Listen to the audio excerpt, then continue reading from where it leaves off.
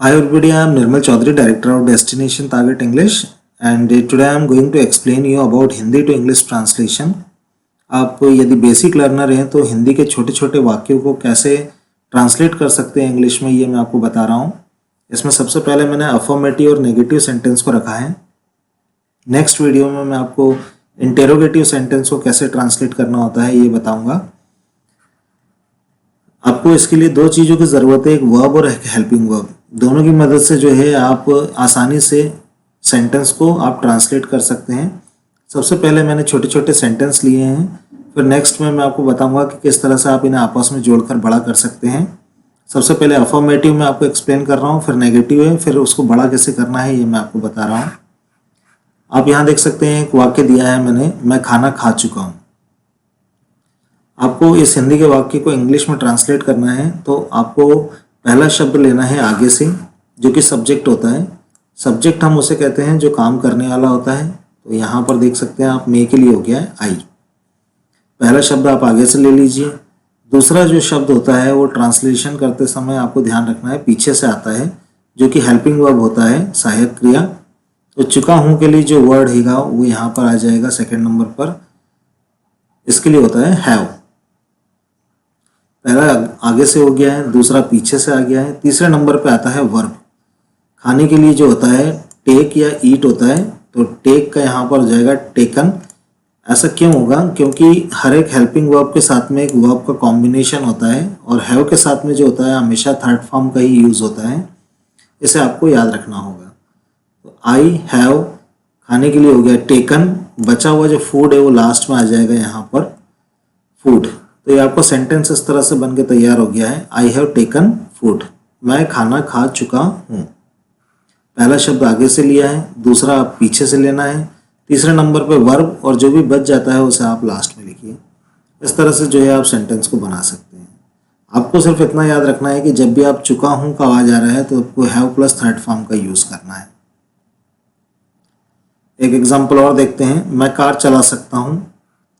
सबसे पहले हम आगे से लेंगे आई, दूसरे नंबर पे सकता, पीछे से आएगा कैन, तीसरे नंबर पे चलाने के लिए हो गया है ड्राइव वर्ब। अब बचा है कार, यह उठकर आपका लास्ट में चला जाएगा, तो यहाँ हो जाएगा आई कैन ड्राइव कार, मैं कार चला सकता हूँ। सकता के लिए आपको ज़रूर याद रखना है कैन, और कैन के साथ में जो है वर्ब का फर्स्ट फॉर्म यूज़ होता है। आप नीचे डिस्क्रिप्शन में जाकर हेल्पिंग वर्ब के देख सकते हैं, मैंने बहुत सारे वीडियोस बनाए हैं, उसमें आपको सारी हेल्पिंग वर्ब्स मिल जाएगा। आपको किस हेल्पिंग वर्ब के साथ कौन से वर्ब का फॉर्म यूज़ करना है ये भी मैंने उसमें दिया है। वर्ब और उनकी फॉर्म्स की भी मैंने काफ़ी वीडियोस बनाए हैं, आपको नीचे डिस्क्रिप्शन में सारी चीज़ें मिल जाएगी। दो चीज़ें आपको महत्वपूर्ण रूप से मालूम होना चाहिए, एक होता है हेल्पिंग वर्ब और दूसरा होता है उसके साथ आने वाला वर्ब का फॉर्म। अब जब भी सकता का आवाज आ रहा है आप कैन से सेंटेंस बना दीजिए। आई कैन फाइट, मैं लड़ सकता हूँ। आई कैन गो, मैं जा सकता हूँ। आई कैन कम, मैं आ सकता हूँ। आई कैन डांस, मैं नाच सकता हूँ। आई कैन सिंग, मैं गा सकता हूँ। आई कैन हेल्प यू, मैं तुम्हारी मदद कर सकता हूँ। आपको सिर्फ स्ट्रक्चर ध्यान रखना है, पहला शब्द आपको आगे से लेना है, दूसरा पीछे से, तीसरे नंबर पे वर्ब, और बचा हुआ जो है वो लास्ट में चला जाता है। एक एग्जाम्पल और देखते हैं हम, तुम्हें रोज अभ्यास करना चाहिए। इसमें सबसे पहले आएगा तुम्हें के लिए हो गया यू, दूसरा वर्ड पीछे से आएगा चाहिए के लिए हो गया है शुड। आपको ये महत्वपूर्ण रूप से ध्यान रखना है। तीसरे नंबर पे आएगा अभ्यास करना, आप यहाँ देख सकते हैं वर्ब है अभ्यास करना, इसके लिए हो गया है प्रैक्टिस। शुड के साथ भी जो है फर्स्ट फॉर्म ऑफ वर्ब का ही यूज होता है। पहला हो गया यू, फिर पीछे से शुड, तीसरे नंबर पे वर्ब हो गया है प्रैक्टिस। अब इस वाक्य में बच रहा है रोज, तो यह उठकर जो है पीछे चला जाएगा। रोज के लिए वर्ड हो गया है daily. You should practice daily. इस तरह से आपका जो है सेंटेंस पूरा हो गया। यू शुड वर्क हार्ड, तुम्हें मेहनत करना चाहिए। You should go to school, तुम्हें स्कूल जाना चाहिए। इस तरह से जो है आप अपने खुद के और भी सेंटेंसेस आसानी से बना सकते हैं। सिर्फ आपको तरीका याद रखना है, पहला शब्द आपको लेना है आगे से, दूसरा पीछे से, तीसरे पे वर्ब और बचा हुआ लास्ट में। मैं के लिए हो गया है आई, मैं टीवी देख रहा हूँ। दूसरा पीछे से आएगा रहा हूँ के लिए एम, मैंने कलर कॉम्बिनेशन के थ्रू बताया है, तो आपको बिल्कुल भी परेशानी नहीं होगा। जितने भी ब्लैक के लास्ट में दिख रहे हैं आपको, ये हेल्पिंग वर्ब है। रहा हूँ के लिए हो गया है एम। तीसरे नंबर पे आता है वर्ब, देखने के लिए हो गया है वॉच, और एम के साथ जो है आईएनजी फॉर्म का हम यूज़ करते हैं, वॉच का हो जाएगा वॉचिंग। आई एम वॉचिंग, बचा हुआ है टीवी। सेंटेंस बन के तैयार हो गया है, आई एम वॉचिंग टीवी। मैं न्यूज़पेपर पढ़ रहा हूँ, आई एम रीडिंग न्यूज़पेपर। तरीका सब में ही वही रहेगा। मैं खाना खा रहा हूँ, आई एम टेकिंग फूड। मैं सो रहा हूँ, आई एम स्लीपिंग। मैं बाजार जा रहा हूँ, I am going to market. आपको सिर्फ इतना याद रखना है कि रहा हूँ के लिए एम प्लस आईएनजी फॉर्म का आपको यूज करना है। एक एग्जांपल और देखते हैं हम। वे क्लास में लड़ रहे थे। पहला शब्द आगे से लेना है हमें, वे के लिए हो गया दे। दूसरा पीछे से आएगा, रहे थे के लिए जो वर्ड है वर, दे वर। तीसरे नंबर पे वर्ब आएगा फाइट, और वर के साथ भी होता है जो आईएनजी फॉर्म का यूज होता है, तो फाइट का हो जाएगा यहाँ पर फाइटिंग। आपको सिर्फ एक बार मेहनत कर कर याद करना है वर्ब और हेल्पिंग वर्ब को, फिर आप आसानी से जो है छोटे सेंटेंसेस को ट्रांसलेट कर सकते हैं। दे वर फाइटिंग, बचा हुआ है क्लास में, ये पीछे चला जाएगा सबसे, in class. They were fighting in class. They were reading in class, वे क्लास में पढ़ रहे थे। They were making noise in the class, वे क्लास में शोर कर रहे थे। इस तरह से जो है आप वाक्य को चेंज कर सकते हैं। पहला जो शब्द है वो आगे से लेना है, दूसरा पीछे से, तीसरे पे वर्ब, और जो बच जाता है उसे आप लास्ट में लिख दीजिए। मैं उम्मीद करता हूँ ये कुछ अफर्मेटिव सेंटेंस हैं, आपको समझ में ज़रूर आए होंगे। आप अपने खुद के सेंटेंस बना के प्रैक्टिस ज़रूर कीजिएगा, तो आपको और भी ज़्यादा समझ में आ जाएगा जल्दी। यहाँ पर आप देख सकते हैं इस वाक्य में नहीं लिखा हुआ है। नहीं मीन्स हो गया है नेगेटिव सेंटेंस। तो नेगेटिव सेंटेंस को भी ट्रांसलेट करने के लिए सेम नियम है। पहला शब्द आगे से, तुम्हें के लिए यू। दूसरा आएगा पीछे से, ज़रूरत थी, और इसमें नहीं लिखा हुआ है तो नेगेटिव हो गया, ज़रूरत नहीं थी। इसके लिए वर्ड है डिड नॉट नीड टू। तीसरे नंबर पे वर्ब आ गया है बोलने के लिए टेल, झूठ के लिए हो गया lie. You did not need to tell lie. तुम्हें लड़ाई नहीं करना चाहिए था। पहला शब्द आगे से, तुम्हें के लिए यू, चाहिए था के लिए हो गया है शुड हैव। नेगेटिव है, नहीं के लिए यहाँ पर नॉट होगा।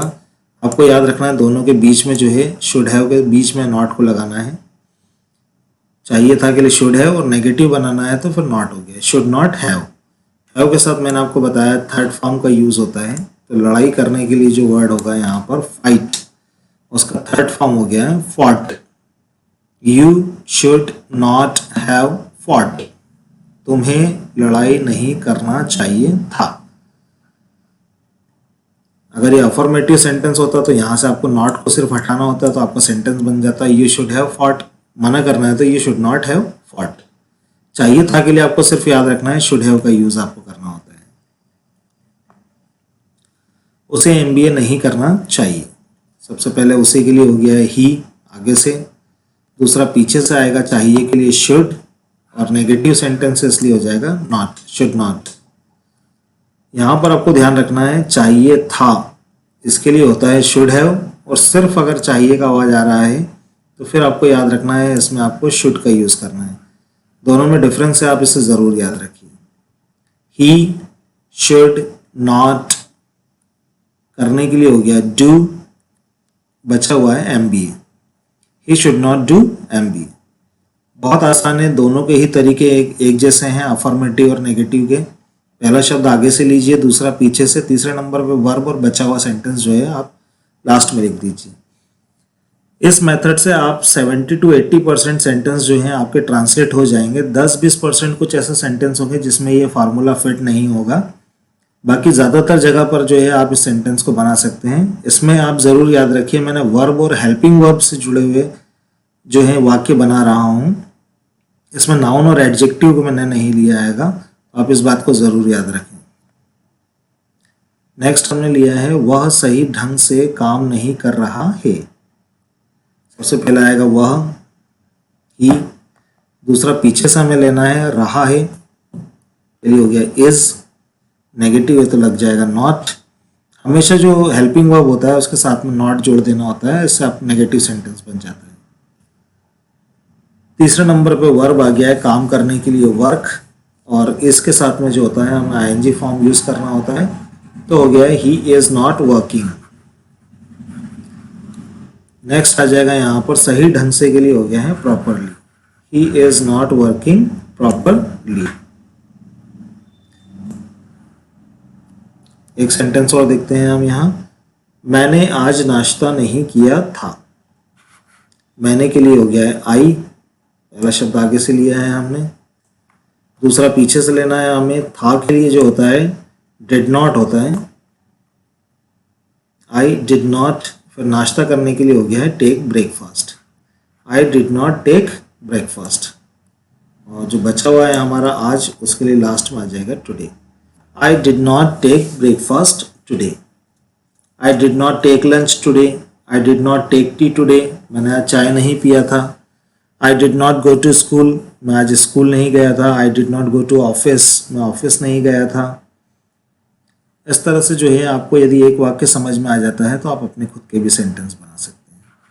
आपको ये याद होना चाहिए कि था के लिए जो होता है नेगेटिव में डिड नॉट का यूज़ करना होता है। रहा है के लिए इज नॉट आएगा, चाहिए के लिए शुड है, चाहिए था के लिए शुड हैव।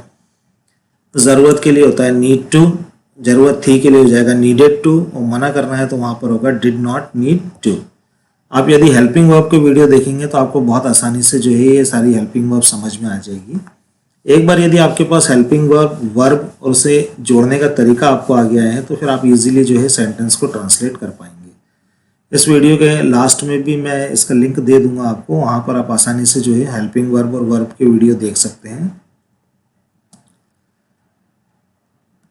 यहाँ पर मैंने एक बड़ा सेंटेंस लिया है, मैं कल ऑफिस गया था लेकिन मैं आज ऑफिस नहीं जाऊंगा क्योंकि मुझे घर पर कुछ ज़रूरी काम है। जब कुछ इस तरह के बड़े सेंटेंस होते हैं तो आप यदि बेसिक लर्नर्स हैं तो मैं आपको एडवाइस करूंगा कि आप इसे तोड़कर पहले छोटा करना सीखें। इसमें पहला सेंटेंस है मैं कल ऑफिस गया था। दूसरा वर्ड है इसमें लेकिन, मैं आज ऑफिस नहीं जाऊंगा, फिर है क्योंकि, फिर है मुझे कुछ ज़रूरी काम है। यहाँ पर 3 सेंटेंस हैं, आप देख सकते हैं 1, 2 और 3। और लेकिन और क्योंकि ये जो है इसे हम कहते हैं कंजंक्शन, जो वाक्य को जोड़ने का काम करते हैं। तो आप जैसे बड़ा सेंटेंस है तो एक बार में उसे ट्रांसलेट नहीं कर पाएंगे, यदि आप बेसिक लर्नर हैं तो आप उसे छोटा कर लीजिए पहले, फिर आप वही जो मैंने आपको अभी फार्मूला बताया है उसी फार्मूले की मदद से आप इसको ट्रांसलेट कीजिए। पहला सेंटेंस है मैं कल ऑफिस गया था, तो सबसे पहले आ जाएगा इसमें मैं के लिए I went to office yesterday. था के लिए जो होता है सेकेंड फॉर्म ऑफ वर्ब का हम यूज़ करते हैं। आप यहाँ देख सकते हैं वेंट दिया हुआ है, गो का सेकेंड फॉर्म है went. I went to office yesterday. फिर हम लेंगे लेकिन, इसके लिए हो गया है वर्ड बट, और हम अगला सेंटेंस यहाँ पर जोड़ेंगे मैं आज ऑफिस नहीं जाऊँगा। मैं के लिए हो गया है आई, ग के लिए हो गया है यहाँ पर विल, नहीं है तो नॉट लग जाएगा। I will not go to office today, मैं टुडे यहाँ से मिस कर दिया लिखना, I will not go to office today. अब अगला यहाँ पर आएगा क्योंकि, इसके लिए वर्ड हो गया है बिकॉज, मुझे घर पर कुछ ज़रूरी काम है। इसके लिए सेंटेंस हो जाएगा आई है के लिए have some urgent work at home. इस तरह से आप देख सकते हैं, आप यदि बड़े वाक्य को नहीं बना पा रहे हैं एक बार में पूरा, तो उसे आप इस तरह से जो है पहले छोटा कर लें काट कर, और इन तीनों जो है शब्दों को आप वाक्यों को ट्रांसलेट कर लें, और जहाँ पर कंजंक्शन लिखा है वहीं पर सेम टू सेम जगह पर उसे जोड़ दीजिए। आप जो है आसानी से जो है वाक्य को बड़ा भी बना सकते हैं, कर सकते हैं। ये पूरा बन गया है I went to office yesterday but I will not go to office today because I have some urgent work at home. छोटे वाक्यों को यदि आपको ट्रांसलेट करना आ गया है तो उन्हें जोड़कर आपस में बड़ा करना बहुत आसान है। सिर्फ उसके लिए आपको कंजंक्शन याद होना चाहिए कि लेकिन के लिए कौन सा शब्द लगेगा, क्योंकि के लिए कौन सा शब्द लगेगा। यदि आपको कंजंक्शन मालूम है तो देख सकते हैं आप आसानी से इन्हें बीच में रखकर वाक्यों को आप जोड़ सकते हैं। मैं उम्मीद करता हूँ आपको ये अफर्मेटिव और नेगेटिव समझ में आए होंगे। आप अपने खुद के सेंटेंस को बनाकर प्रैक्टिस ज़रूर करें। मैंने बहुत सारे एग्जाम्पल दिए हैं, आप नीचे डिस्क्रिप्शन में देख सकते हैं। हिंदी टू इंग्लिश ट्रांसलेशन मैंने नाम से एक लिस्ट बनाया है, उसमें इस तरह के बहुत सारे वीडियोस आपको मिल जाएंगे। यदि आपके पास मेरी बुक है डेस्टिनेशन टारगेट इंग्लिश, तो आप इस चैप्टर को पेज नंबर 25 से लेकर 36 तक देख सकते हैं। उस पर मैंने अफर्मेटिव, नेगेटिव और लॉन्ग सेंटेंसेस को बनाना बताया है। इंटेरोगेटिव सेंटेंस को भी मैंने उसमें रखा है, तो आपको आसानी से समझ में आ जाएगा। बुक अगर आप लेना चाहते हैं तो ये अमेज़न पर अवेलेबल है, या आप इस नंबर पर कॉल करके ऑर्डर कर सकते हैं, या फिर आप स्टडी सेंटर से भी ले सकते हैं। इसमें मैंने इंग्लिश के सभी चैप्टर्स को हिंदी में भी समझाया है, तो आपको समझने में बिल्कुल भी परेशानी नहीं होगा। और बेसिक से लेकर एडवांस तक के सभी जो ग्रामर के चैप्टर हैं वो आपको इस बुक में मिल जाएंगे। यदि आप online spoken English course join करना चाहते हैं 20 मिनट्स डेली कॉन्वर्सेशन, तो आप इस नंबर पे कॉल करके उसकी डिटेल्स ले सकते हैं। इससे आप अपना जो इंग्लिश स्पीकिंग है उसे इम्प्रूव कर सकते हैं। यदि ये वीडियो आपको अच्छा लगा है तो प्लीज़ इसे लाइक करें, शेयर करें, दूसरों के साथ चैनल को सब्सक्राइब करें। पढ़ाएं देश को आगे बढ़ाएं। Thank you, have a nice day.